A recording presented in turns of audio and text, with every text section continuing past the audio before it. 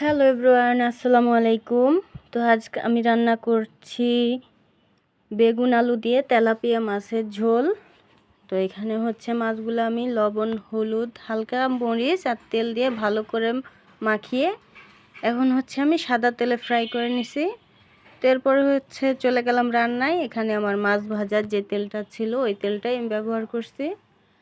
তারপর হচ্ছে আদা, রসুন, জিরা, পেঁয়াজ মিলে আমি একটা পেস্ট করে নিছি। তো এটা দিয়ে দিলাম, দিয়ে ভালো করে কষায় এরপরে দিয়ে দিচ্ছি হলুদ, মরিচ, লবণ দিয়ে ভালো করে কষায় এরপরে হচ্ছে দিয়ে দিলাম বেগুনটা দিয়ে আমি একটু রান্না করে নিব কিছুক্ষণ।